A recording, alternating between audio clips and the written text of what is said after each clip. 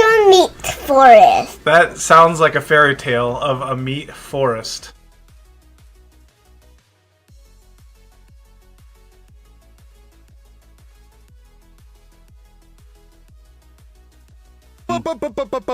Stop.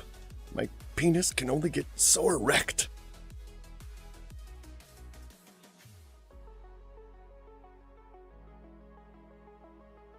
Oh, good for you!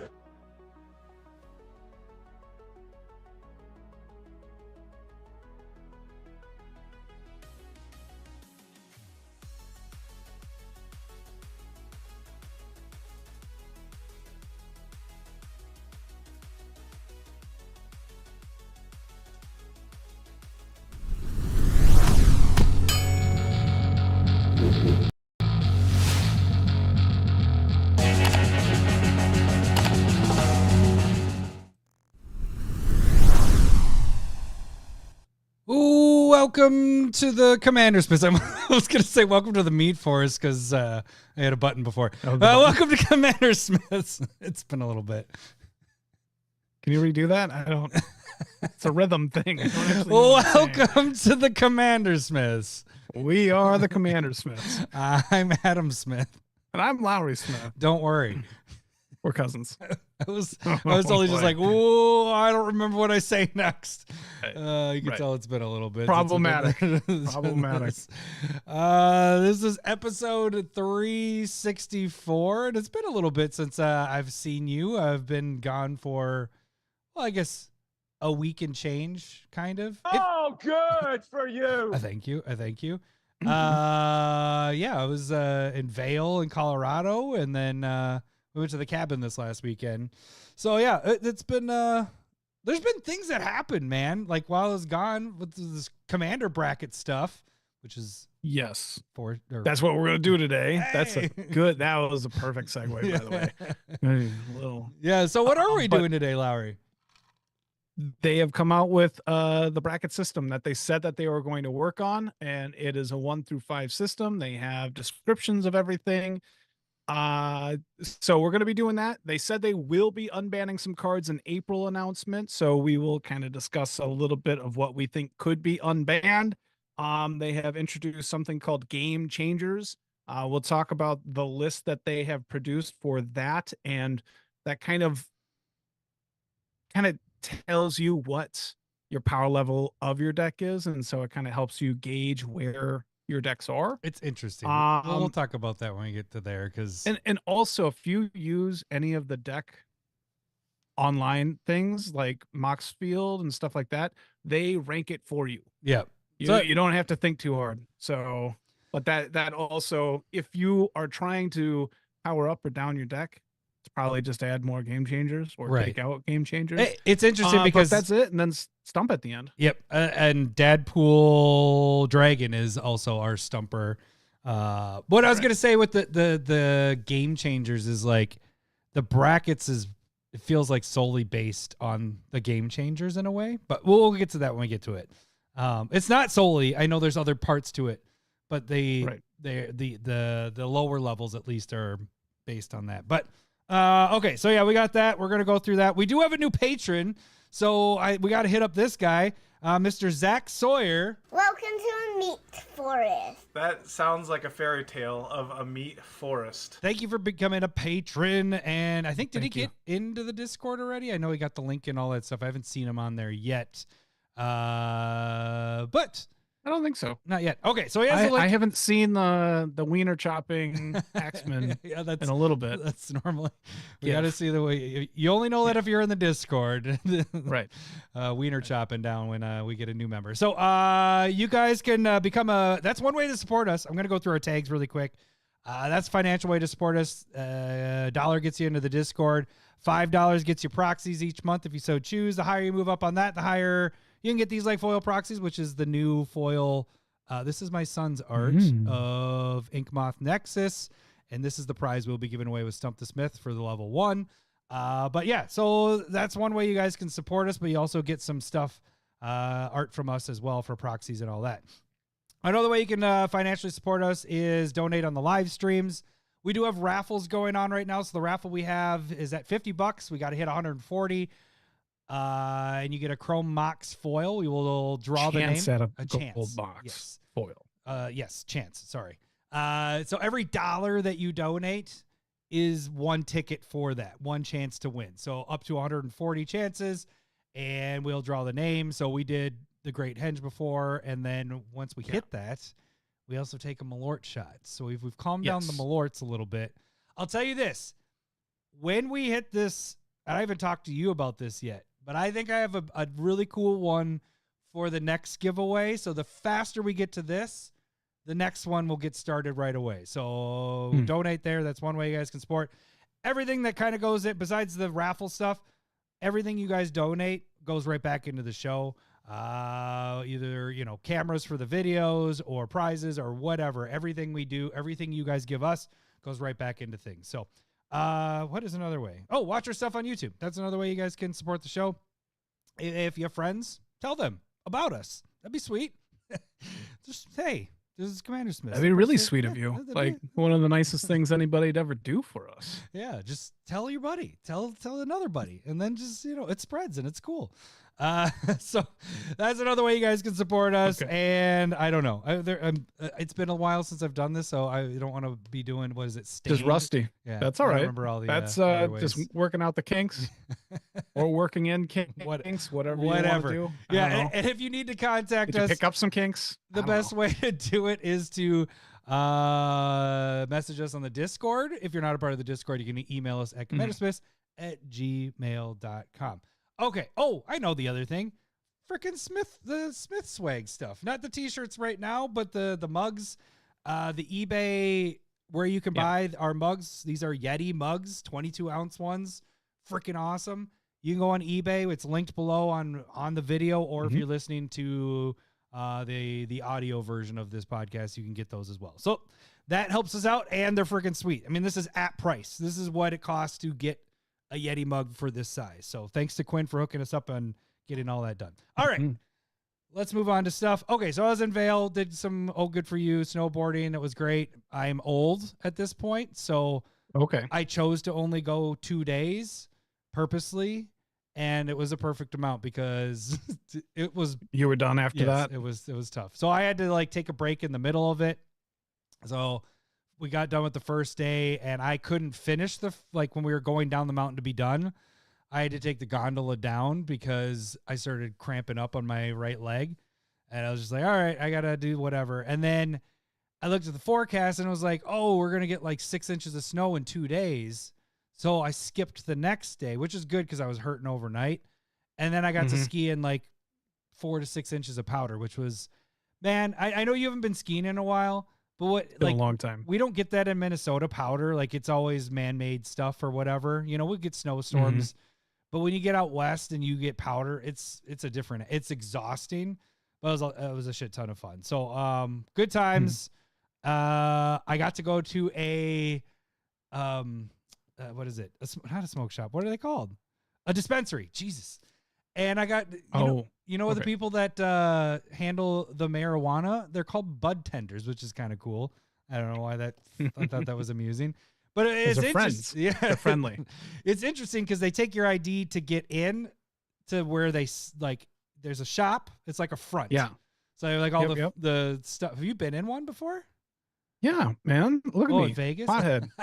No, we went to last time we were in Colorado. Colorado. That's right. For Estes Park, I stopped by a dispensary for the first time. Okay, I first didn't do and it. only time. Yeah. So yeah, it's like a storefront, and then you give them an ID. And then you go through like, you know, it's like the XXX doors. Like if you're at a whatever comic book shop. I have no idea what you're talking about there.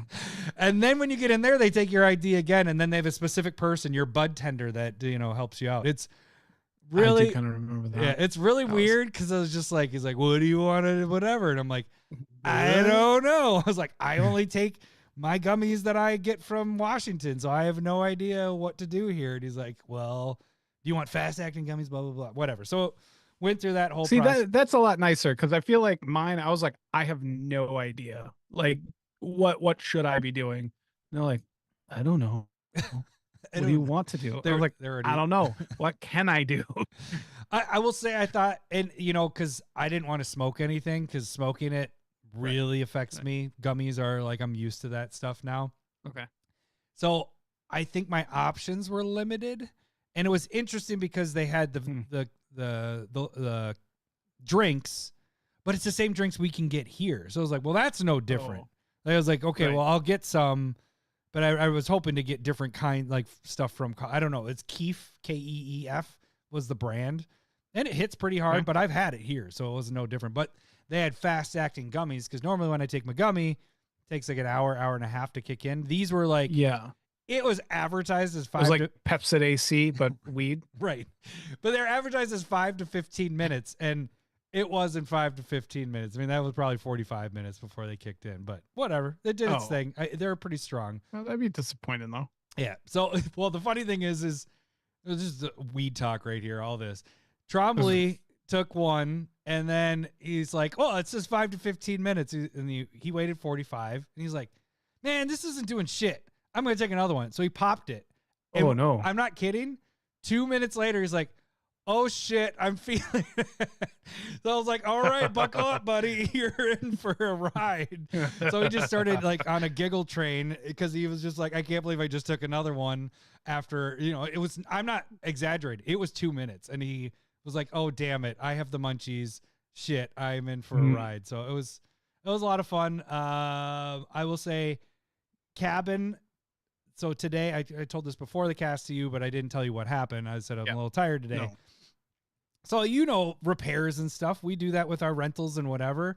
So I was going, I touched up areas on the stairs that were kind of falling apart. So I was screwing them down, and then I filled them with a wood filler, and then I was going to go stain it.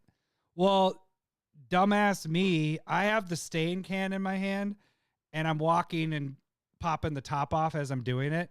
And the last one, I popped it, and the lid flew, and I'm like over carpet and everything, and I'm like, oh shit. And the whole can was full, and I shook my hand, and it went everywhere, on the walls, on the stairs. I was just like, oh my God. And paint is fine. Paint you can get out like that. As soon as you get to it, you can get that out. Stain, on the other hand, it's the reason why it's called stain. It's literally its name. To stain. It's stain. Literally its name. So I tried to wipe it up as much as I could. The floor is completely stained with blotches. Where I set the can down, that had a stain in it. So I had to, this morning, before we left the cabin to get it ready for the next guest, I had to sand the stairs down, and then I had to sand the wall and the stair, the vertical part of the stairs. And then I had to repaint and restain everything. And then I had to clean the whole house. Like, this is, that was goodness. It was so dumb. Did your family, they left before all this happened? Well, Drake and Zeke were here, but yeah. Okay. Yeah. Zeke didn't help me right away when I did it. I was like, oh my God. Oh my God. He's like, what? So he thought I spilled my drink. And I was like, give me paper towels. Give me wet paper towels. Like, I was freaking out. The one good thing is it did get covered up. I was worried that, stain, when you get it on the wall or whatever, if you try to paint over it, it normally takes like a lot, like 3 or 4 It can take a coats. little bit of time. But I think me sanding it down a little bit got alleviated some of that initial stuff. Okay. And then it only needed 2 coats, and I got rid of it. But, the concrete, remember how the cabin is, it's a concrete floor. It's not tile or anything. And I couldn't do anything about that. So there's like blotches there. So anyways, so I'm a little tired. That kind of reminds me of the first time I basically was working with you, and you're like teaching me how to paint that garage outside. And I set an open full ass gallon of paint behind me as I was like at the bottom of the ladder.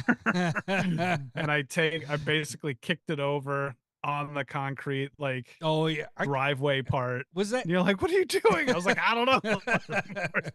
You shouldn't let me do this. Yeah. I totally fucked that up. This is my worst spill. Like, and it's not, paint I've done where I've dropped the roller down the stairs. But again, paint is easy to get up. Like, but it's not fun. If you No, don't it's not spill a fun, but you can whole, get it up, yeah. yeah. But stain is just, anyways. All right, 15 minutes in. This feels like old school. Us doing this for 15. We're 20 we're minutes. doing stuff again. We're having fun. We've been lame for years. What? Well, you dude, you've been building decks like crazy since I've been gone. You're doing deck techs and all that. Didn't you do 2 deck techs while I was gone? You did Camball and you did one last night. No, I didn't. I built Ketramos, but I Last didn't do night. any deck techs officially. Oh well. So because I Spotlight. tried to get on and then for some reason YouTube wasn't working. Oh, that's right. That's right. So I didn't do that, but I did a bunch of curated. So I've been doing that for the past 5 days. I ran out. We'll get another jump in here sometime this week for another week. And then I'll try and do some official deck techs, probably 2 before the next podcast. Nice. That's the goal. Yeah, but both of us have been doing Card Kingdom buy list orders, which is so. Yes. Is that Cindy? I was like, every time one of us is doing one, like the other one's doing it too, because you're like, oh, I'm sending in blah blah blah amount to Card Kingdom. I was like, I'm literally, that's what I'm doing right now. I'm at the cabin. I brought all my cards up with me to go through all my Card Sphere stuff to send into Card Kingdom. So yeah, it's Well, so we both have big orders going in there. So we just have the same pattern. yeah. I would guess. It always seems like it's the same.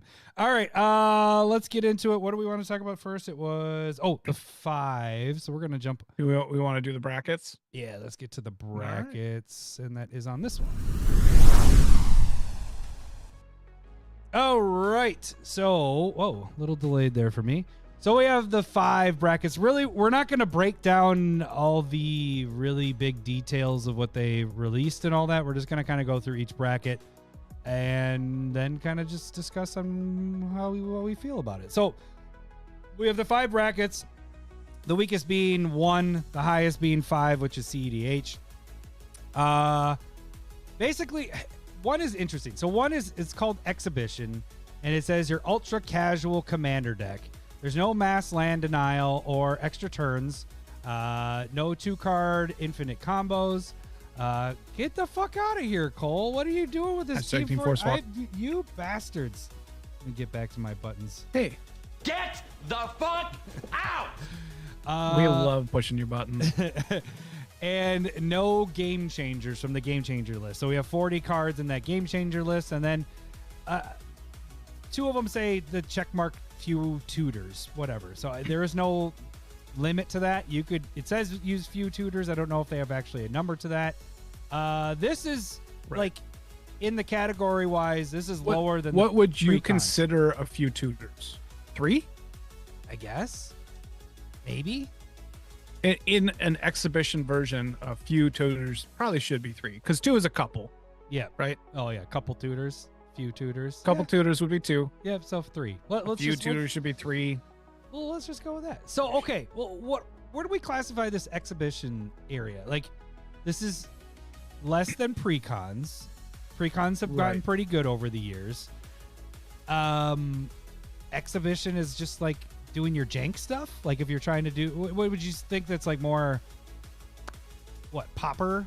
Not popper, but kind of? No, I wouldn't say popper. I think it's like very casual themed. Like when you're talking about like art with chairs in it, you know, left eye squinting style decks. I mean, I think that fits in there.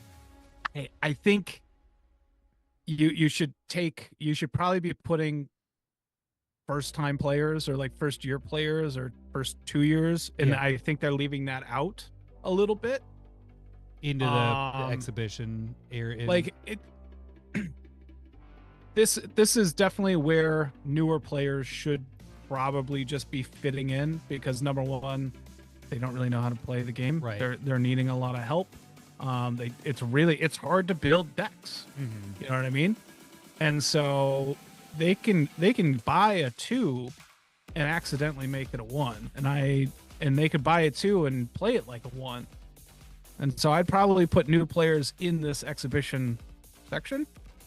I think that's a good analysis for that. Yeah, the exhibition is more of the new players, or like you said, if you're doing like a super jank, like you said, Right. the 1 eye thing, or if everybody's you're on a talking horse. super jank or something that's really under supported, This is Zubura Tribal 5-color, and that's still probably decent if you're a good deck builder, but there's only like 8 Zuburas. You Yeah. know what I mean? Yeah. So like kind of what are you doing? But I think you're saying more of like if the new player is building it, like when we build decks for new players, I think ours tend to be in that 2 to 3 range. You know what I'm saying? I want them to be competitive. The 1 doesn't feel like as competitive, maybe. You know what I'm saying? Like right tap exhibition. lands. So I think I was reading another way to look at exhibition is something like you're not really trying to win, you're just trying to do a thing. Yeah. And that's probably part of it as well. I think that makes a lot of sense. And so what game you're playing is almost different when it comes to what me and you are doing. We're trying to win a game. We've talked about we like a game in between an hour and a half. And there are people out there that are just trying to do a thing, and as much time as they need, they'll take it. Yeah. You know, you could also probably talk like lacking removal or interaction. Yeah. Like Just you focused can- on what you're doing. Yeah. right. So I mean, there's a lot that can probably go into the exhibition section. Yeah. Yeah. But is there a lot? I mean, really, I guess It's a lack of. There is Right. a lot of a lack of yeah. what you're doing. Quinn is asking, what do we consider a new player? I think that's that's a good question. I was just saying probably a year or 2 into it. I mean, yeah, but you can learn it pretty quick. You have players that are Also true. It's just more of still learning how the concepts of the game. It depends on how much you play. You know, I mean, we see players that pick it up really quick, and I wouldn't consider them new. You know, like for example, our cousin Mark, he's good at games, and like he picked up Commander really quick. Like he's a very good player just because he knows how to play other games that relate to it. You explain what the deck is going to be doing, but he also knows how to play the game. Like he knows mana. He knows once you know your like turn rates, how you should be going, you know, the orders of, you know, upkeep, untap, draw, main phase. You almost got to know all that stuff. And there's a lot of little stuff in there. Like when do you actually have a saga trigger, you know what I mean? And then have that stuff going on. Yeah. And that doesn't have to be like an experienced player either. It's just understanding that there's a lot that happens instead of like skipping so much and not knowing that you're skipping stuff. If that makes sense. Yeah. That's a good way to explain it. I think we need to get off of 1. Let's go to 2. Let's talk about 2 because this is really where I feel like there's some of the. To me, I think that this list could be shortened a little bit, but we'll get to that at the end. So number 2 is Core, is what it's called. The average current pre-con deck or pre-constructed deck. Again, no mass land denial, no chaining extra turns. No 2-card infinite combos, no game changers, and few tutors again. There's parts of these that fit with what... The funny thing is like, I don't think we fit into a specific group. You know, like, I think I know where we sit, but there's parts of things that we don't do. Like, we don't do the tutors, like, we all the way across. We don't like infinite combos. We try to take those out. I think that's a really, I mean, they kind of mention combos, but it's really limited to 2 to probably 3-card combos with your commander or whatever. Yeah. And that's, I think that's a little short-sighted when it comes to how they're doing the bracket. I think they need to open it up a little bit more to like how many combos are in the deck. If you just have 1 combo, is that a 3 or 4 or 2? Like, oh, we're just saying that any combo in the deck makes it a 3. And I don't know if I would necessarily agree with that either. Yeah, but that's kind of the game changer thing too, where I'm like, I guess the thing I like that they're doing is they're doing something with it. They're trying to get this, instead of a deck power level 7, everybody's is a 7 is 7 is 7, and then CEDH. Like, I like that they're actually trying to categorize things. Not every deck is going to fit into that, and it also depends on your pilot too. So, but yeah, what did Cole say? Like a 3.5? No, We're like a 3.5.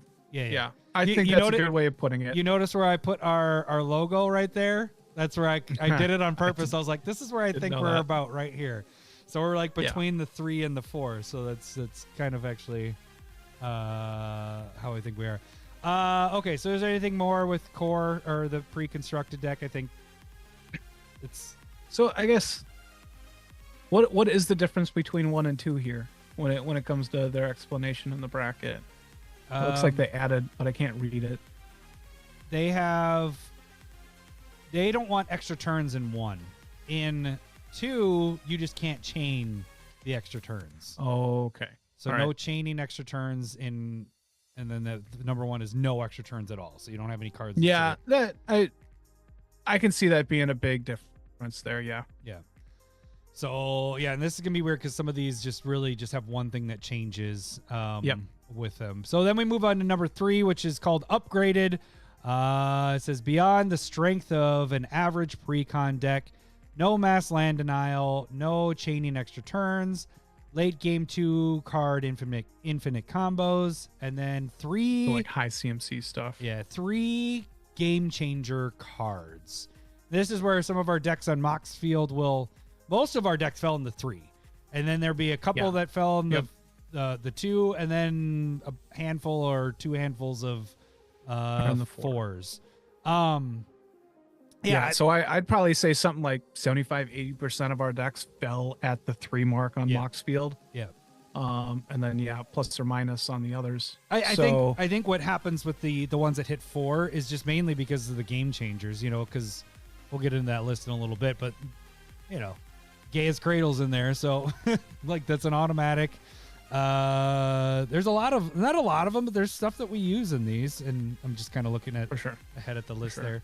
So I mean, basically, what we're saying, if you have 3 or more game changers in the deck, you are automatically a 3. Yeah. It's interesting. I agree that no mass land removal shouldn't be in 1, 2, or 3 if that's what we're talking about. And no, I chaining decks, whenever you have that feeling that we're talking about of just kind of like, we've said it in the past, like rolling your eyes back, you're like, oh my God, we're doing this again. Like, there's so many games that you do this, turns. Lowry. I'm just kidding. Well, chaining turns does that. Yeah, multiple attacks can do that. Mass land destruction does that. Like when you're Cyclonic Rift kind of does that. You know what I mean? You're like, Jesus fucking Christ. Yeah. And this again, those are those things that you're probably trying to avoid when it comes to Exhibition Core and Upgraded. And I like that there's kind of that distinction. Not necessarily Cyclonic Rift, but it's in the game changer, right? Yeah, it is. I didn't really look over the list after we talked about So it. here's my question: like, what about cards that like Teferi Master of Time? That if you hit that ultimate, it's 2 extra turns. For sure. And that's actually a card I use quite a bit in blue. And that's an easy one to get. If people don't kill that right away, you're gonna get that ultimate. Like, it's pretty easy to get to that ultimate. Yeah. I don't know. Does that automatically pop yours to a 4? Because it is kind of chaining 2 turns in a way, but it's not chaining it. It's just part of its ability. So I guess I would still probably leave it in that 3 range. I don't know. I don't play extra turn stuff. Like that's the only card that has that, and that's more of a draw and to make people go after that and not focus on whatever else I'm doing. And it's a protection thing in a way. It's a great card. We talk about the card, and we're going to talk about the game changers, but I do think it's probably lacking when it comes to cards that are game changing within. But also, it might be just right because I guess we're going to have to discuss it a little bit. Do we want to move on to 4? Yeah, let's go to 4. There isn't much more with 3. Yeah. So 4 is when we start getting in. 4 and 5 are the same, pretty much, except for one's calling themselves CDH and one isn't. So 4 it's called Optimized. It's high power commander. It's time to go wild. And then it says no restrictions other than the ban list. And then 5 says CEDH, high power with a very competitive and metagame focused mindset. So I think really what it is the difference between 4 and 5 is just that like you're calling yourself CEDH or you're not. Like it's us, but not. We don't say we're CEDH. You know, like that's why I think Cole's right. Where like we're in that 3.5 range. The decks that make there are decks that we play that we're like, this is a really good deck. But I don't think they're ever CEDH. Like I'm like, oh, Will feels like a really optimized deck.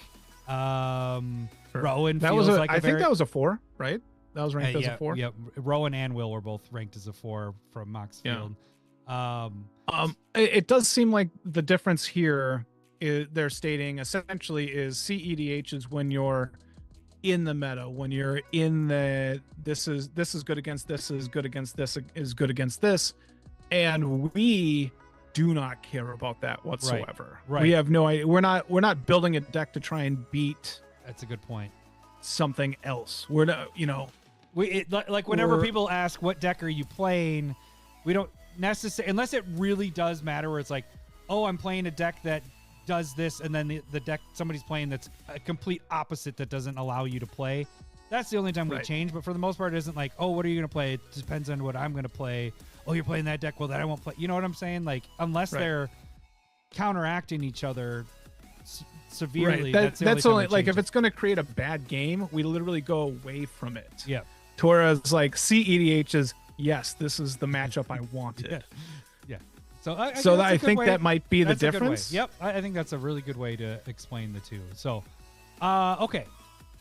We got them all here. Let's before we move on to the game changers, do you think 5 is a good number? Like, again, this is beta, so they're not they're testing this out. We're all testing this out. We're the guinea pigs. We're gonna give feedback on this. We're gonna play this weekend. Oh, good for us. Do you have the good for you? I do. There you go. Oh, good for you. We're playing in real life games this weekend, so we get to get some games going. This doesn't change ours. Like nothing. No. This doesn't go. Okay, we're at 3. We're at 4. Whatever. We continue playing the way we play. Right. I don't think we're gonna sit down and be like, hey, pull out your 3 deck. Yeah. Your deck 3 deck. I don't know. But bracket 3 decks. We have 5 brackets. Do you think we need 5? Do you think we need more? Do you think we need less? I have a number in mind for me, but you have a number in mind. Okay, here when you were asking this today, because we figured this all out like a couple hours before we went live. So as we normally do, we plan that day. No, I was kind of comparing it to what we were considering power levels, a few years ago with 1 to 10, and we had 10. I think most people had 10.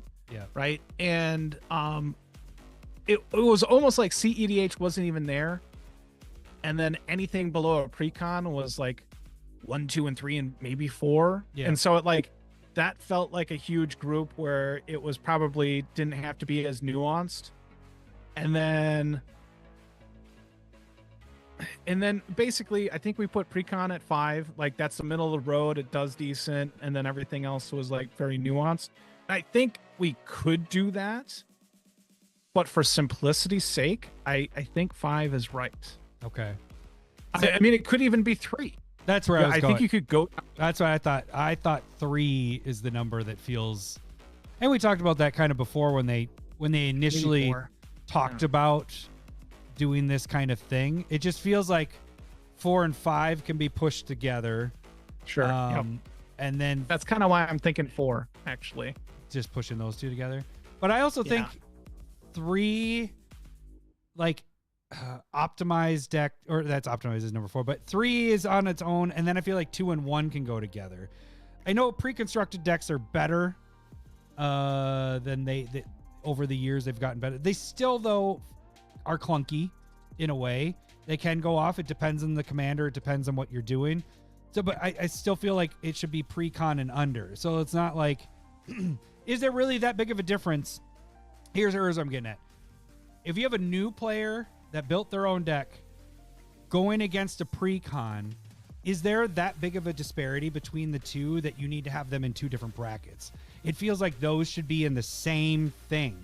You're not going to get somebody that's in a brand new and they built their own deck and did it on their own and maybe it's, they're still learning and all that crap, and they aren't synergizing well, they're not going to get completely destroyed by a precon. Some precons, yes, but most precons they're going to battle each other out and do the same thing. It's going to be long ass games. The game winners aren't there. It takes a long time. There isn't a difference between those two. So why not put those two together, have a second level, and then, 1, 2, and 3 is how I kind of think. Because you really don't need the 4 and 5 because they feel very, very similar. I'm not gonna say that I disagree, but like conceptually, I feel like precon is kind of middle of the road, and there should be room for under it because there are decks that are worse than precons. But is there a big and difference? you're saying that it doesn't matter? No. That might be right.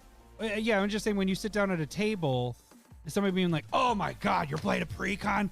I can't handle this. My deck isn't that good to be blah blah blah blah blah blah blah. It's gonna destroy me."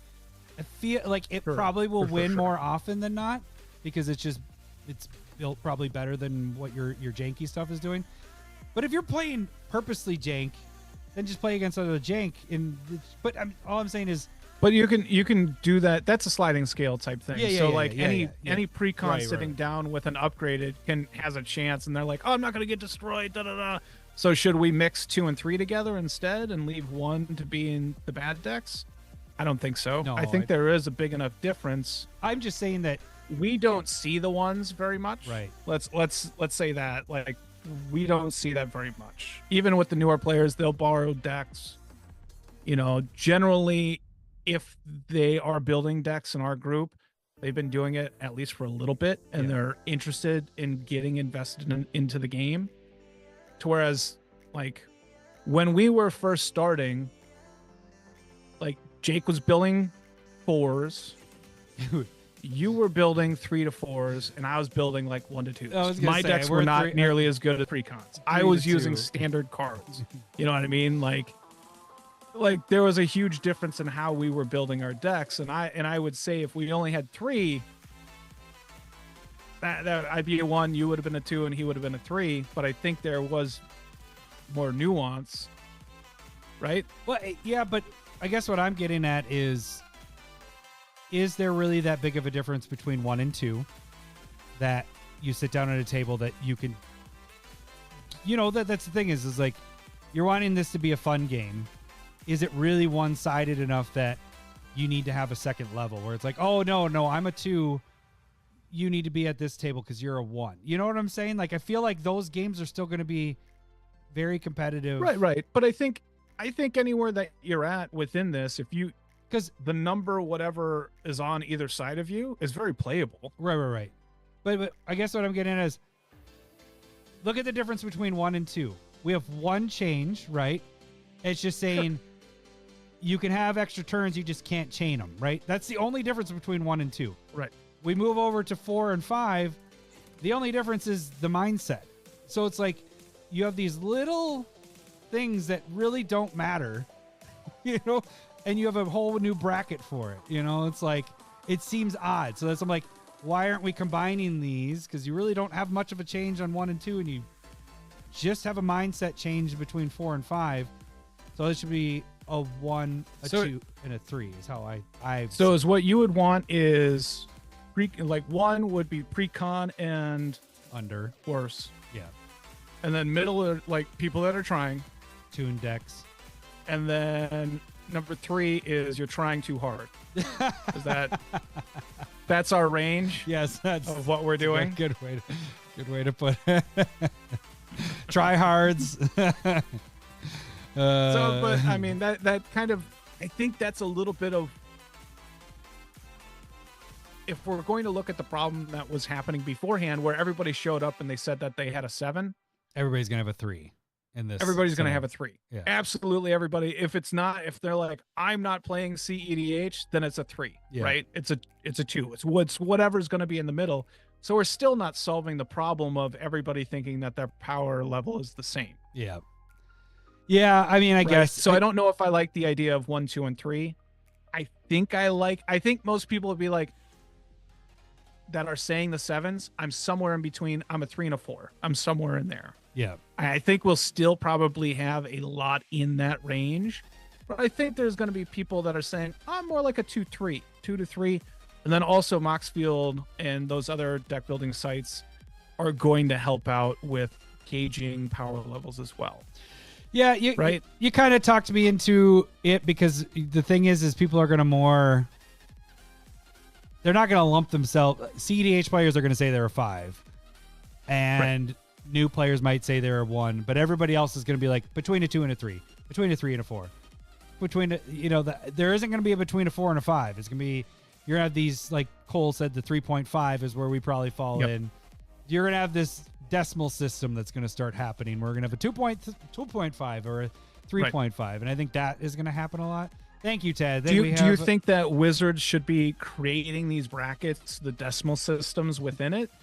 Probably not. No. Right? That's just that's that we're nuanced part. Do. Like it could be more intricate, but I don't know if they need to go into all the specifics either. Yeah. Yep. Okay. All right. I think we discussed it enough. So I think this is a good test. I think we'll see how this goes. I like that we're starting it out. Okay, so we talked about it. Let's get over to the game changers. So at the what? What? God damn it! What? They didn't talk about counterspells whatsoever, and I know. want it somewhere in the bracket. Right. I want to be recognized that I hate counterspells. Get the fuck out, counterspells. It's okay in the 4, but how about we keep it out of the 3 bracket, huh? Because we have at least the 2s. 2s. No they talked about tutors, which we both don't use. Right. So I mean, and combos. Yeah, but exactly. they left counterspells off. I dislike that. I want them to have it somewhere. Thought they followed the CommanderSmiths. I mean, we got Hull Breacher banned, so come on, let's do this. That might be why they stopped. All right. So we have 40 Commander Game Changer cards. Now, how we kind of were talking about this before. How I kind of think of this is more of like, this is almost kind of like your watch list in a way. These cards are good. They're limited to how many you can have in a deck, for the level 3 or whatever it was. But also I think what this is like, if something gets banned in here, you shouldn't be surprised. Like that's what I like. This is kind of like, hey, these are really good. They could get banned at some point. So I guess beforehand, if they would have done this was already out there, our Monovault or our Dockside, those would have been on this list.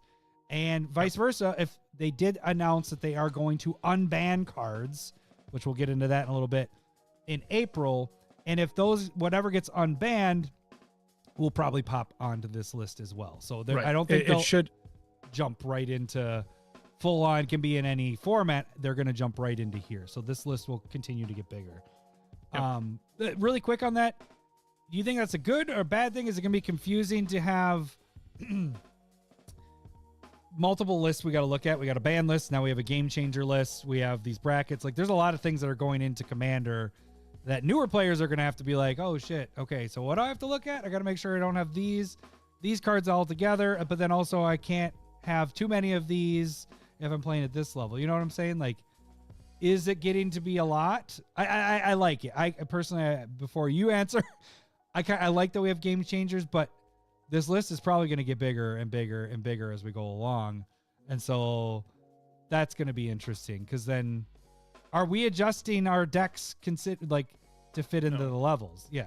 So I don't think so. I think and I haven't talked to you about this, but ours is basically on the ban list. Whatever's on the ban list, that's what we're following. And that's pretty much it at this point. Yeah. So, okay. Well, let's go through these 40 cards. So the first ones are Dranith. Do you want to read these? Because I've been talking a lot. I can actually read these. Yeah. All right. There's Dranith Magistrate. You got Keenan, Bonder Prodigy, Thassa's Oracle, Opposition Agent, Yuriko, Grand Arbiter Augustin the Fourth, Urza, High Lord. Or nope, Lord you did High, it wrong. High Lord High. Always gets me. Yeah. Winota, I'm actually kind of surprised that's on there. Joiner of Forces, Turgrid, Vorinclex, and Jin Gataxius. The only one that kind of surprises me there is Winota. Everything else makes a ton of sense to me. What? Why Yuriko? No, I'm just kidding. I know Yuriko. I mean, it's a really, really good card. And the only one that I can see, I don't know if I would ban any of these. Yeah. I think a lot of people don't like Keenan and Urza, but everything else feels. A lot of people don't like. Oh, Turgid. yeah. Turgid is bannable, but I just don't see it a lot. I think it's been self-policed, and Yeah. I think that's a good thing. Yep. But all of that makes a ton of sense other than Winota to me.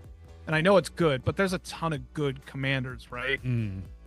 Like I think maybe a little bit for this doesn't have to be just a good card. I think it has to be almost a little bit ever present. Like you're considering it because it's in your deck is in those colors. And Winota is pretty specific to like has to be a human deck with non-humans in it as well and a good balance. And I understand that it's a really good card, but you know, like how many feathers are really good commander? It's how a many like that's not going to be commander. on this list because it's a very spell-centric Yeah. deck. And then how many feather decks are out there? That there's a lot. There's more than Winota. And so I think that's how I would try and look at this is just like it's played a lot and it's really good. It's not just really good. And that's how I would kind of look at this. So I don't know. Yeah, out of the list, I agree. I don't think there's anything really bannable. I don't think Urza's that bad either. Like you said, is one of the best mono rock. We don't have a deck Right. of Urza Yeah. in our group though, and that can be really, really painful. Yeah. Jenga Taxius is just it's 10 mana, man. Same with Thorn Clicks. These are the OGs. I like when they hit. Who's gonna kill it? Who's gonna get rid of these? So yeah. Right. Okay, so then we move on to the spells, and this is a lot of tutors in here, man. And it seems like Wizards is following what we say about tutors and all that stuff. But like you said, even counter spells, I guess, in here too. So, all right, what do we got here, Lowry? We have Enlightened Tutor, Imperial Seal, Mystic Tutor, Vampiric Tutor, Cyclonic Rift, Demonic Tutor, Fierce Guardianship, Jessica's Will, Ad Nauseum, Force of Will, and Expropriate. Those all make a bit of sense to me. Again, do you think a higher CMC is justified for some of these powerful spells and like that's okay to have in a deck like Jin-Gitaxias or Expropriate? Or are these cards just really painful in a game? Like it doesn't matter what the cost is if it's getting cast or playing and the effect is happening. It's not good for the game. Is that what we're kind of saying and thinking? So you're saying are these bannable, or are you saying that are I guess in my mind what I'm asking here is there's a lot of good cards out there. What makes it onto this list? Onto the list. Why okay. why other than this just being really good, Jin-Gitaxias and Expropriate kind of end games. They're like game enders, like we've talked about in the past. Like they are game-winning spells. I think they fit we perfect. have game-winning spells that aren't on this list. Right. Like Torment of Hailfire is not on here right now. And Craterhoof is not on here either. Like that. Okay, well, yeah. Because that would have been So up like, there. what is the point? Like, I those think are it's 8, odd. 9, 10. I get that. I think it's odd we have the tutors. Like, yeah, we don't play with the tutors, but why did they make this list? They aren't. Well, that's Commander. That's CEDH, not Commander. That's CEDH right there. So like, if it's really, really good in CEDH, I'll bet you they add it to this list. So I wonder if Winona's there for that reason. Because I just don't know their meta very well. Yeah. But yeah, you're right. I think there's more that are going to make it onto this list. But yeah, I mean, Expropriate is a game. Like when I think Game Changer, it's like when this card goes down, it's our same thing of saying game winners. Like, you know what I'm saying? Like Right. When we've done that segment on all the game winners and Expropriate. It's a little bit of what this list has been though too. Yeah. It's kind of game winners versus game changers, kind of the same idea. Like it almost seems Jessica's Will, I've heard people complain about. Like they would consider that bannable. I don't know if I would. No, that's I like it. That's our step from Dockside. That's the bet. Like I put that in so many decks because Dockside went away. You So son of a guns, because I wasn't playing it very much. no, I wasn't either because of Dockside. Right. And then and you get rid of Dockside. It's like, all right, well, Jessica's is the next step. Yeah. All So, All right, let's move on to the artifacts. Now these are pretty crazy here. Yeah, these are. Yeah, you have Crow Mox, Lion's Eye Diamond, Mox Diamond, Manifolds, Grim Monolith, Trinosphere, the One Ring, and Bolus's Citadel. These I'll all consider like Yeah. game changers in a way. I don't use Trinosphere.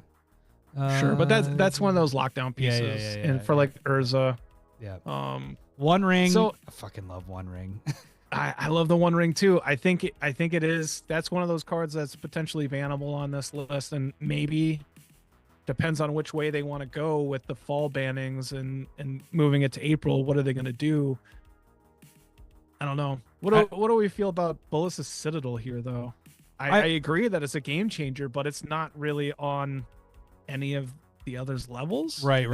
I mean, but it's a combo enabler. It is. I've AJ. I saw him do it once. Yep. But other than that, you don't see this hit the table very often. I played it, but I normally don't abuse it like Mr. AJ did. But yeah, But yeah, I agree. It doesn't feel like everything else is here. Like whoa, big hit, and then Bolus's is like, yeah, it's good, but I don't know if I consider it a game changer. It feels like a game changer beat. Yeah. Like we need a new list. I get that it's here, but I don't know. But at the same time, like it's. Do you know what I would add to artifacts is probably Sensei's Divine. Yeah, I was gonna say Sensei's and Bolus's. I'm surprised actually Sensei's isn't on here. That's people aren't into it. Okay, enchantments: Survival of the Fittest, Underworld Breach, Rhystic Study, Smothering Tithe, Trouble in Pairs. I'm actually surprised to see Trouble. I was Trouble just gonna say the same thing. I'm like, Trouble in Pairs. It's fantastic. I know when this card came out, I made that proxy and I put it in every white deck. So I was like, this is really good. But I don't feel like it's a game changer enough that, like, it's not hindering anybody. You're not neither is Smothering Tithe or Rhystic Study. You're getting a bonus off of it, but it's doing its white version of Rhystic in a way. I mean, drawing a card. Whenever opponent attacks you, 2 or more creatures you draw. Whenever they do the second spell, you draw. And then, draws their second card, you draw. So it just seems like if somebody has a bigger benefit, whatever. But I agree. That's what I was going to say, Trouble in Pairs. Everything else fits, like Combo Piece, Survival of the Fittest, Underworld Breach. Rhystic and Smothering just are... That's why we have the... Everywhere, and some of the best ramp and draw spells out there. Yeah. Totally makes sense. And then lands-wise, you have Ancient Tomb, Gaia's Cradle, Glacial Chasm, Sarah's Sanctum, and the Tabernacle at Pendrell Vale. And those all make sense to me. Yep. Does something like Field of the Dead make it onto here? That could. Because I think it's played a ton. It does. It gets you there. It's a really, really good card. But yeah, do we want this list bigger? Do we want it smaller? The problem is if it starts making it bigger, then it just pops our decks all into 4s. Because then it's going to start encompassing a lot more of our cards that we have in our decks. But like, to be honest with you, I'm surprised. Like, these aren't game changers. I'm not surprised. I'm happy that they don't have the dual lands on here. Like, I thought that might have been one thing that they popped in, been like, all the dual lands. Sure. But they aren't game changers. It's just makes your decks more efficient is what it is. Right. So we're saying that how much should this list be relying on CEDH? Probably mostly. Yeah. I think that's why a lot of this stuff we're like, why is this? Well, CEDH probably uses it a lot, like Bolus's Citadel, or maybe they are using Trouble in Pairs a lot. I love Trouble in Pairs, and whenever I do play it, people do try to remove it as fast as possible. It isn't as crazy as like Smothering Tithe and Rhystic, but it does work. You don't realize how much work it's doing, so. Oh, and I always forget the beginning part, because it's if an opponent begins an extra turn, that player skips that extra turn. You don't see that very often either. So again, that shows you where our level is, because we don't see that kind of thing. So it's like we don't have the extra level stuff. Well, and so I think the interesting part is that this is something that I think me and Cole were talking about up at Lutzen that last time that we were up there, was there's always a good card. So like if you're banning cards, something else generally just fills the void, and then everybody's playing that one because, you know, for us, when Dockside went away, we just started playing Just Guy's Will. Just Guy's Will is arguably better than Dockside anyway, Right. but it was kind of like where we were, and we're happy with X amount of things that were happening. And then when you took that away, we're like, well, we still really like that, and this is the closest that we're gonna get with Just As Well. And the crazy thing is, for me personally, now that Dockside is gone, I am playing a lot more rituals, like Dark Rituals Ritual. in Seething Song, Just Guy's Will. Like I'm playing a lot more rituals, and I'm not doing that on purpose, but it's just happening. But like, so you're still going to have the people in category 1 getting mad about powerful cards from category 2 and 3, right? Like you're still going to have unevenness, but at least people in category 1 understand that they're in category 1. And people going in 2 and 3 going, I'm in a 2 or a 3, like, is that too far away from what you're doing? It might be, you know, like, is Commander that bell curve? Was everybody's Commander deck a 7 before? Yeah. And just 7 was where the bell curve was, and then everything else was falling off to the side, and it just depending on where you were along that. And so like, again, I don't know what problem that, if we're solving any of the real problems that we are, but I think I like this list because it's kind of determining this is what competitive Magic is looking like. If you're using these cards, your deck is just going to be better, plain out simple. It's and the question is where's that line? It's almost like our Power 9 for Commander is what they did right here. They made Power 9 40 or Power 40 cards, because this is 40. kind of like the top of what cards you can get. I mean, some of these cards actually made our list for Power 9 stuff. Yeah, actually a lot of these were in there. Not a lot, but a few of them are in there. So but some of our staples, like Teferi's Protection, not in here. And I wouldn't say that it's a game changer either. I think that's more of a protection. It's just a protection spell, and that's fine, right? Heroic Intervention, not in here. And I'll bet you both of those. I mean, bet. I don't know. I'm not going to bet anything, but are played in CEDH. Yeah. Maybe they just run more counter spells, but so I think you're seeing this pop up here just now. Joel is saying less banned, more game changers. If you're playing against 3s, there may be a bit of saltiness, but at 4, you know what to expect. I agree with Joel's take there that let's get more cards off the ban list and throw them into here, the game changer list. We've always been a part of that. We don't want more. We don't want bans, you know? Yep. It's just because, you know, we have a good group, and I guess not everybody has that benefit. You know, if you're playing at an LGS, you have to deal with that kind of stuff of everybody being on the same page. But I agree with less bans and just making this list bigger. I'm fine with that, you know? I do. I like. Sure. I was saying before, I don't know if I like having multiple lists, but I think I do like it. I like that we have the game changers. It makes it so that you have these cards that could have gotten banned before or might still get banned, but there's a less likely chance once you have this list here, you know? So I do think that the deck building sites like Moxfield, not sponsored, make it a lot easier in that regard too, because you don't have to go and look at the list. It'll just pop up and tell you this is a game-changing card. And then you're like, oh, well, my group isn't there yet. And then you can make that decision. You don't have to like show up to the game and everybody's like, Primeval Titan's banned, dude. Like, what are you doing? Like, it just tells you that it's banned. You don't necessarily have to worry about it. You know, we had to go through all of our decks on Moxfield, and, you know, all those banned cards from the fall, you're just like, shit.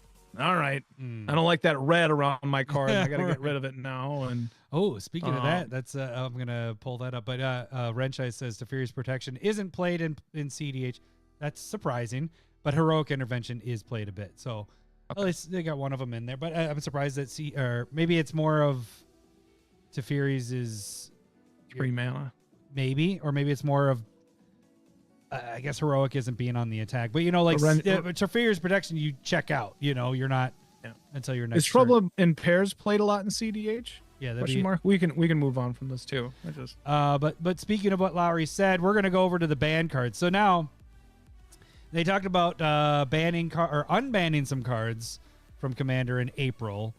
We're gonna go. We don't know each other's lists, but we are gonna tell you guys each of the 5 cards we think that are gonna get banned. It doesn't mean they're gonna unban all these 5 cards right away. They might unban 2 cards. They might unban 1 card. They might not unban anything. I think they're going to.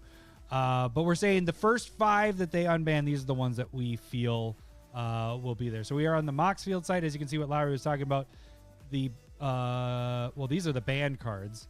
But the Game Changers also have the red, you were saying? No. On Moxfield, when it's banned, it has that red around it. Gotcha. I think you're saying the Game Changers. Okay. Wrench, did say Trouble so in it's Paris not has a played some fringe decks, but isn't a staple. Yeah, so it's interesting that's there.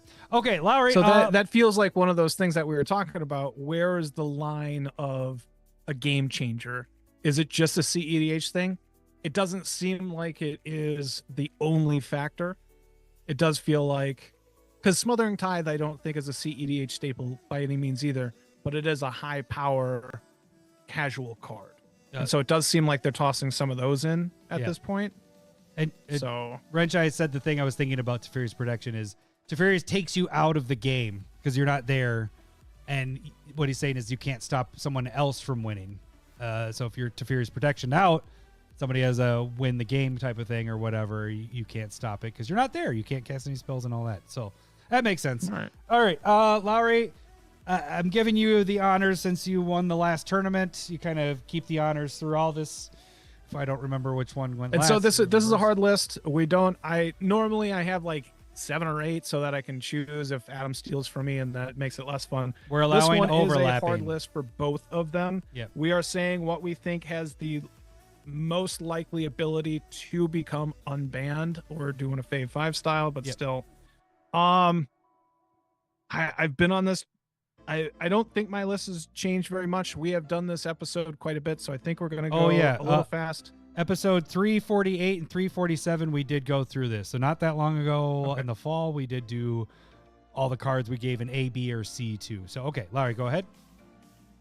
Those were hopeful thinking, and this is wishful thinking. That's because there is going to be some, we just don't know how much or what. But I'm going to say Biorhythm. Oh, that is one off my list too. Biorhythm was one of them. Yours.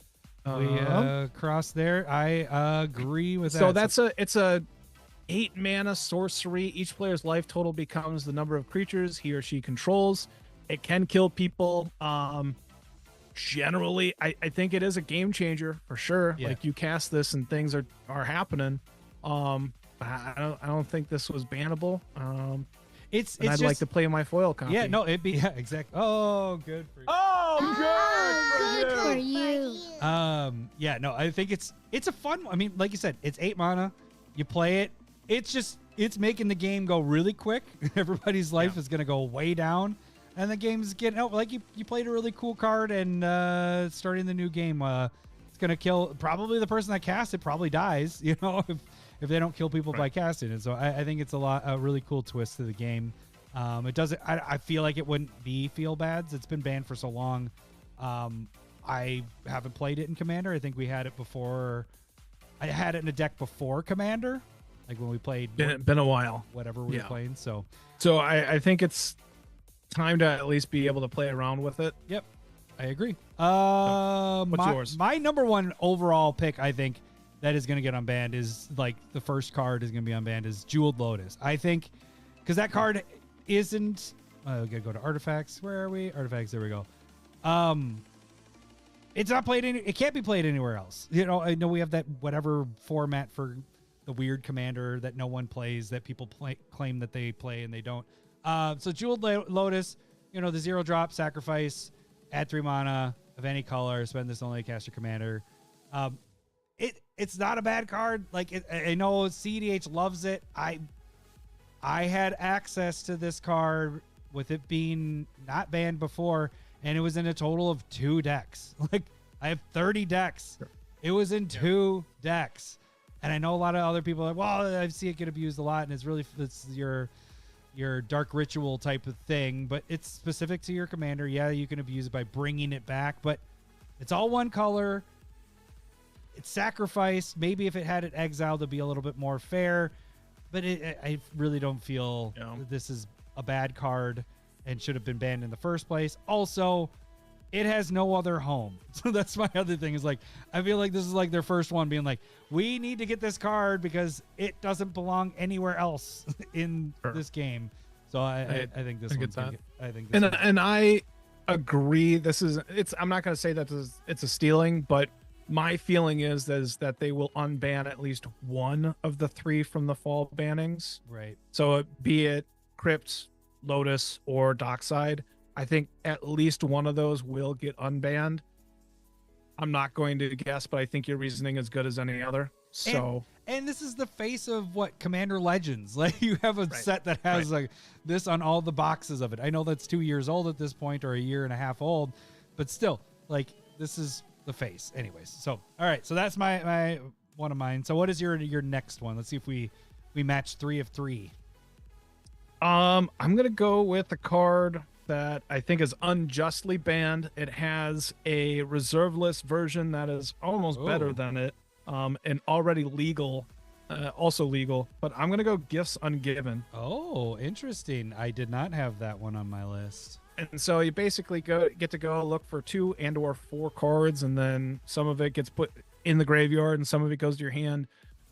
I think you have this in Intuition. Maybe you just don't want 2 of them. But I don't think this has ever been legal since we've been playing at the beginning. So I would at least like to see it. I think it's a combo enabler, right? But it's not necessarily a combo card. And we have plenty of combo enablers. I bet you that people that play if this gets unbanned, people that play it, 10% of them are going for the combo and that they're in the CDH category. But a lot of people are going to be like, hey, this is a good draw. And, they're just putting it in the deck for getting cards in their hand, and maybe it's a really good Fact or Fiction. Yeah. Like that's how I would almost look at it. It is a bit of a tutor. Yeah. That's how I would kind of look at it. But I do think this can, because Intuition isn't a problem, maybe because it's a $100+ card and reserve list hasn't been around forever. Maybe that's what makes it not a problem. And maybe kind of the same thing that Mana Crypt wasn't a problem until they started reprinting it a bunch. Yeah. And then it was everywhere. And so maybe Gifts Ungiven has that problem. But I think this has a shot. Yep. In my opinion. I agree. Speaking of Mana Crypt, that's my next one. I know I'm hitting the ones that they just unbanned, but these 2 for sure I was like, I think that these are going to get potentially put on there. I think, I get it. It's fast mana. We have fast mana. Yeah. It's kind of the same. My argument for Mana Crypt, the reason why I think Jeweled is higher than Mana Crypt is just because this has Jeweled Lotus has no other place to play it.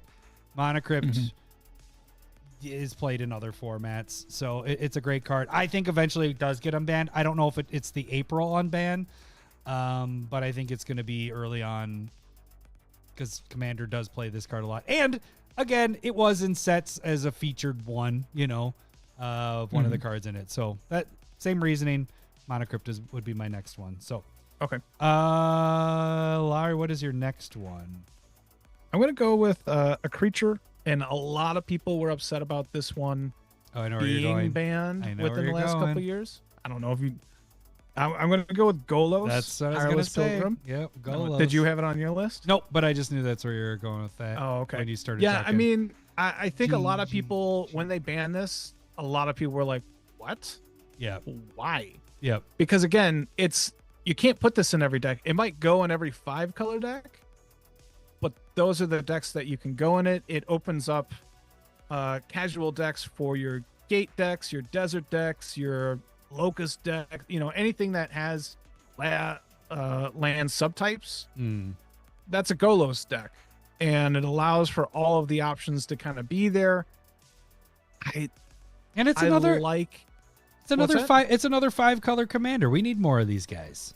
Yeah, and again, I understand the complaints about it and that it's really hard to remove, because when it comes into play, it's removing one of the commander taxes. And then the next turn you can play a land and replay Golos if they can remove it. But we also have Yuriko that's just 2 mana forever and ever, amen. And then you have, like you just ninjutsu it in every time. Yep. It doesn't matter. Yep.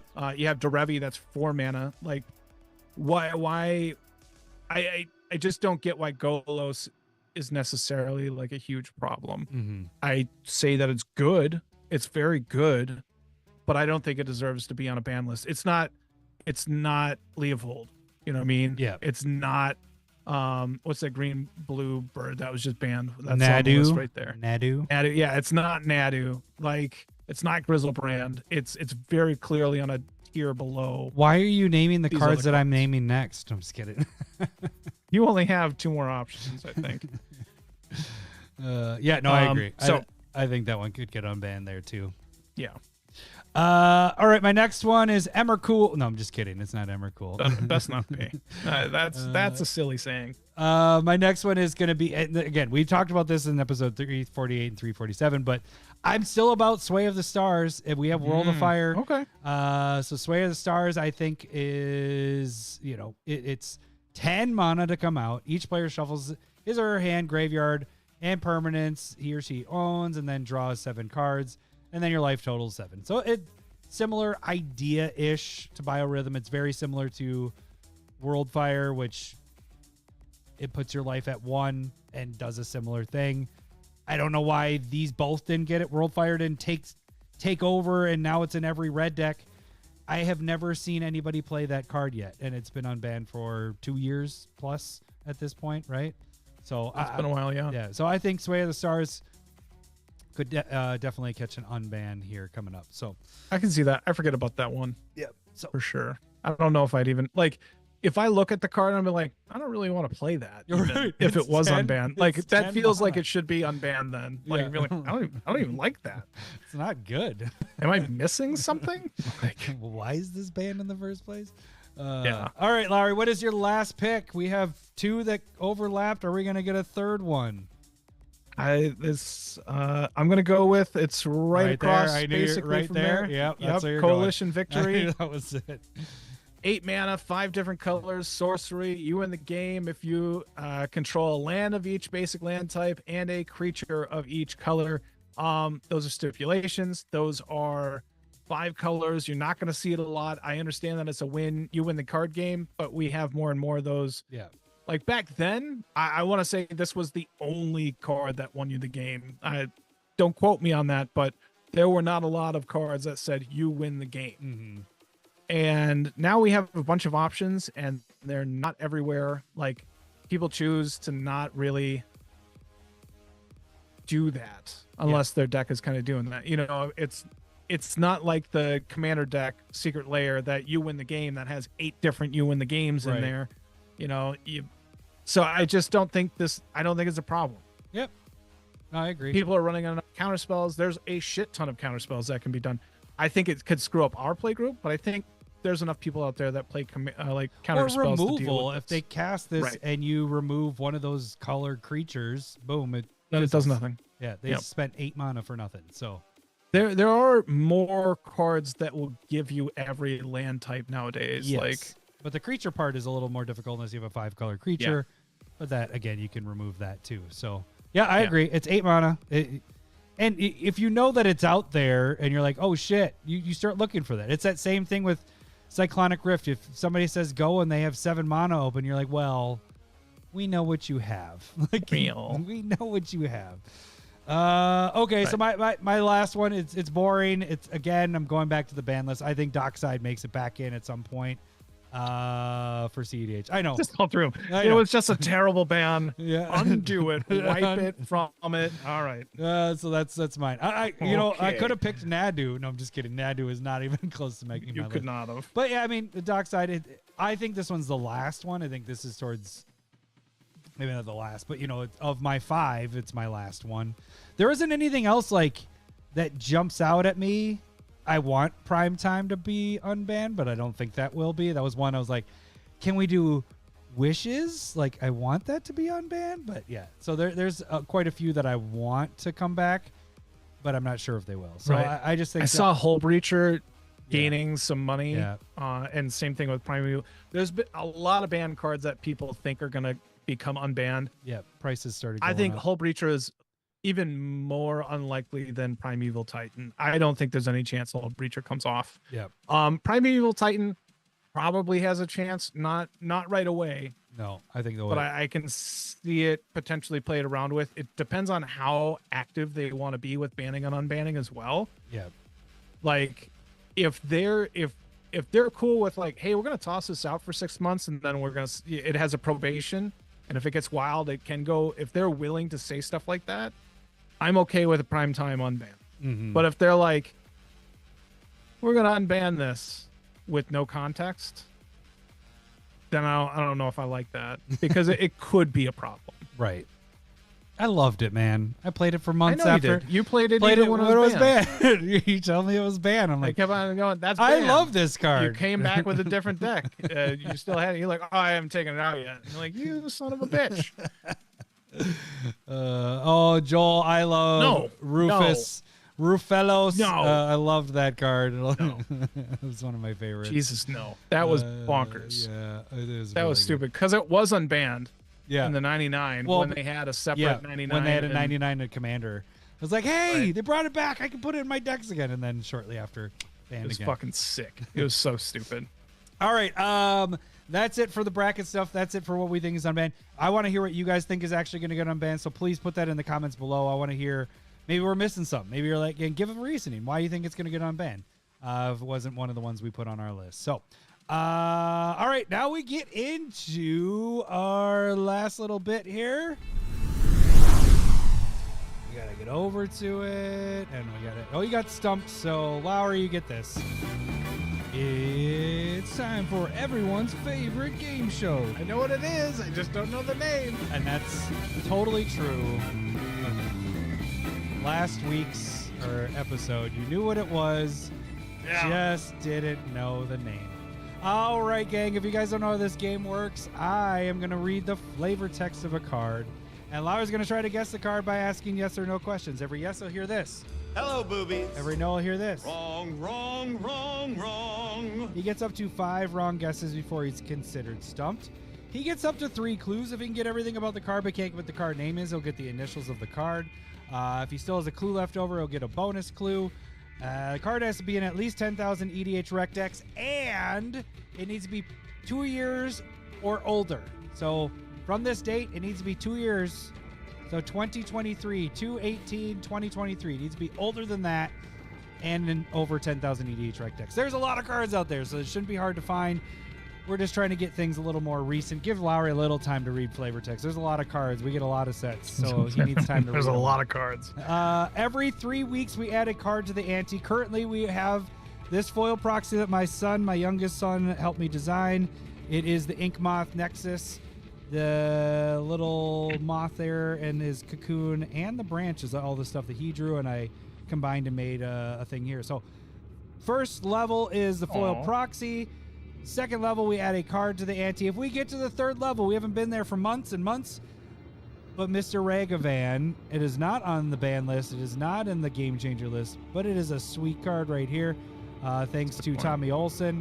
That would be up for grabs. So the way you enter, you don't have to be a patron. It's easier if you're a patron, though. You can just message me with your entry.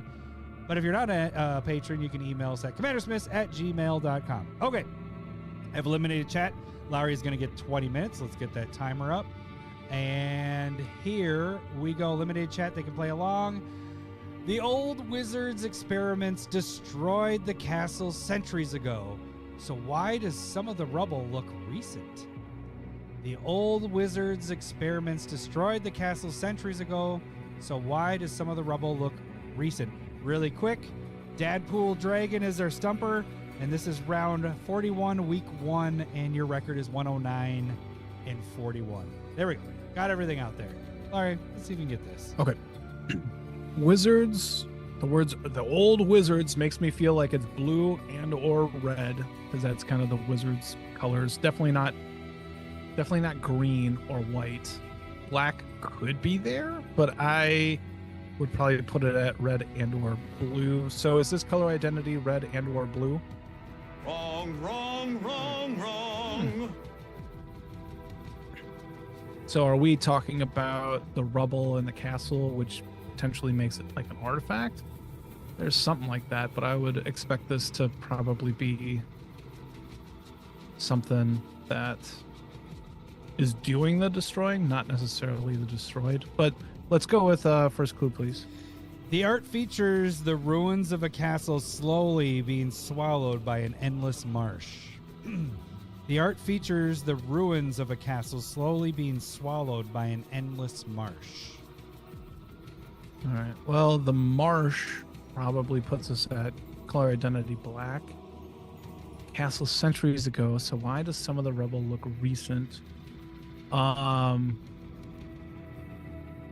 So we're essentially talking about the marsh that's eating and causing the rubble. That's probably black.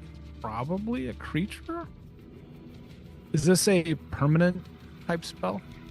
Hello, boobies. Is it black color identity? Wrong, wrong, wrong, wrong. All right, Well- so we know it's permanent. No, I'm giving you this. Hello, boobies. I know it's confusing. It's not color identity. No, this is a tough one, man. I'm sorry. The color identity's throwing me off because, yeah. I'm gonna stick with this one. Hello, boobies. So I'm gonna erase one of those wrongs. Maybe. Can you give me a definitive answer? I feel like you're just fucking with me. No, all right. hang You on, have been hang on. allowed to say I don't know in the past. Are you that? Which is a weird one to say you don't know. We're Do you know gonna. what color identity is? Trying not to be a dickhead. You'll see why I'm saying this. Yeah. Okay, thanks, Renchai. So I'm gonna say you're gonna get this. I'm gonna give you this. Wrong, wrong, wrong, wrong. Okay. You'll see why. Okay. So it is. So it's not black color identity. Right. Okay. Wrong. Right. My initial wrong is right. Right. Oh. Okay. All right. Thanks for wasting 3 Thanks, minutes Joel. of my life. Joel, I mean, you're on the right track, and I know Renchai knows what it is. So. All right. The old wizard's experiments destroyed the castle centuries ago. So why does some of the rubble look recent? We have a marsh that is not black, so it could be green, I guess. I'm done guessing fucking colors. It's a permanent. It has a transitive color process. So we don't really know. Let's go with I'll the tell you why second my clue, brain please. didn't work there. All right, I'm trying to decide which one to read without giving things away. The text features a tap ability requiring no permission and functioning without fail. Repeat that, please. The text features a tap ability requiring no permission and functioning without fail. Again? The text features a tap ability requiring no permission and functioning without fail.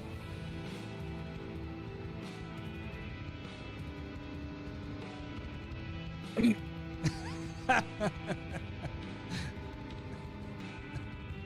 like, why are you trying to throw me off? One more time. The text features a tap ability requiring no permission and functioning without fail. I don't understand the requiring no permission part. That doesn't make any sense. But it sounds like it's tapping for mana. So that sounds like a mana ability. We know that it's permanent. We know that plenty of artifacts tap for mana. We know that this is a permanent. So is this an artifact and or creature? Wrong, wrong, wrong, wrong. That's like all of the permanents. What the fuck? All right, so that's 3 wrong.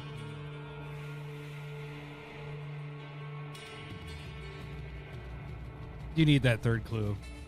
Oh my god, it's probably a fucking land. That's why you're confused. So we don't really know what the color is. It taps for mana. Oh, can I hear the second one again? The text features a tap ability requiring no permission and functioning without fail. Yeah, so it's a mana ability, probably a land. So that makes sense why the color identity would be. It's not a creature. It's not an artifact. It's not potentially a color. I'll take the third clue, please. All right. There were two ways I wrote this. How do I want to write it? Okay. This card is in 2.36 million decks. It was first printed in Alpha and is most seen in Atraxa decks. This card is in 2.36 million decks. It's first printed in Alpha and is most seen in Atraxa decks.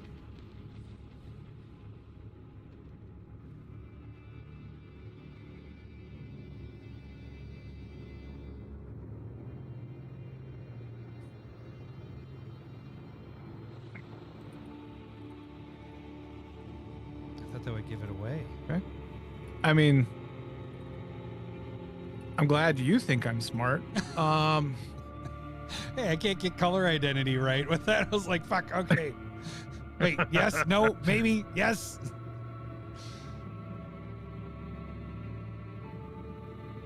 I mean, so it has to be a land. 2.36 million decks. Is that enough? It can make the list. It is on the list. So are we saying like a swamp here? Is that what we're saying? The old wizard's experiment destroyed the castle centuries ago, so why does some of the rubble look recent? So is that something from like D&D? Because there aren't a lot of flavor text on basic lands. There isn't any. That's not a thing that has happened. Other than like D&D and then the full text lands. Yeah. I'm just trying to think of other lands. But the lands have color identity. Basic lands have color identity. So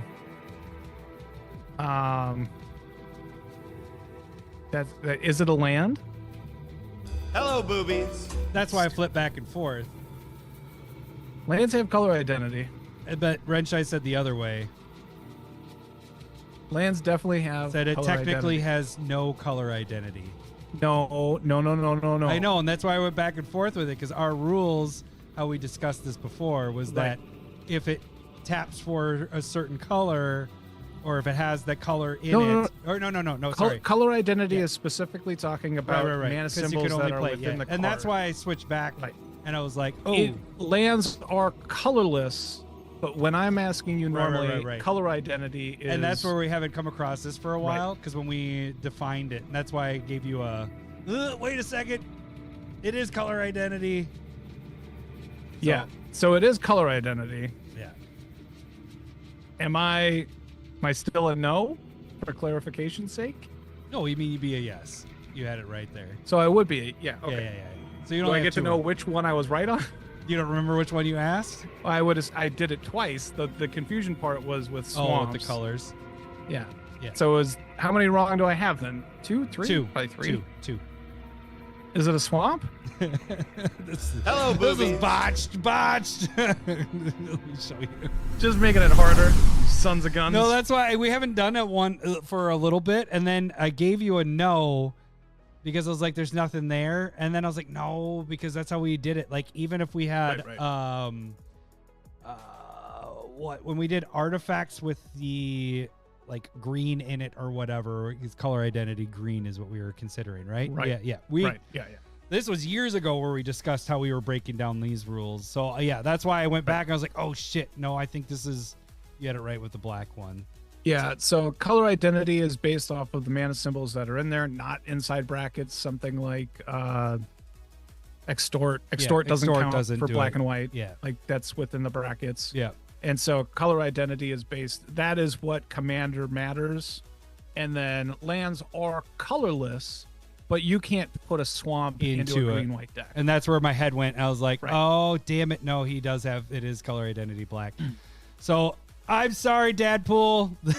So I made it, I got there made anyway. it extra. In spite of Renshai trying to sabotage me, I tried to make this extra tricky because Swamp, I was like, how do you do a text of like, it taps for black mono, like it taps for mono. So that's why I made it really conspicuous. And I did have, right. it was from Commander Legends Battle for Baldur's Gate. So that's where this one comes from. D&D style. Yep. Yeah. Yeah, and then was there anything else I was trying to be tricky with? Oh, I did change it from, I was trying to make the options bigger, so I used Atraxa was the deck that uses this the most, but the most percentage wise, I think Atraxa was like 96%. 98% of all Tesa decks have a swamp in it, so that is the most percentage wise. But if you go for numbers wise, Atraxa was the biggest. Right. I was trying to throw And Atraxa being 4 colors would make it more confusing as well. Harder to that's figure why I was out. trying to So, get that in there. But nice one. Nice. Yeah. So, Mr. Dadpool, if you can, if you want to, you can sign that and send it to us. This was a botched one. Sorry, this is the color identity Nope, threw it off. I a got little bit. there. Yeah. It would have been a lot quicker. Adam was just trying to buy time. That's okay. We got to fill out the episodes sometimes. We're only at 2 hours. Yeah, That's fine. we talked for a long time there. What All are we at? right. I think that'll do it for this week. We should be on Monday, right? Nothing. You can be Monday. I can be Monday. We can be back on Monday. Yeah. All right. Yeah. Monday. All right. So we will be back Monday. Thank you guys for watching. Thank you guys for listening. We'll see you guys next week. Thanks for listening. See ya. Bye. Sega. I I kind of said love your boobs. stuff there. I I'm was like, talking thanks for watching. tatas. Thanks for I listening. But that's what you. love boobs. I'm That's fucking okay. for I don't- hunkers. I don't care. I don't have to be here. love boobs. Thanks for the memories. I love boobs. All right. And Wrench, I looked it up and he said, you're right, Lowry. Look at that. All right.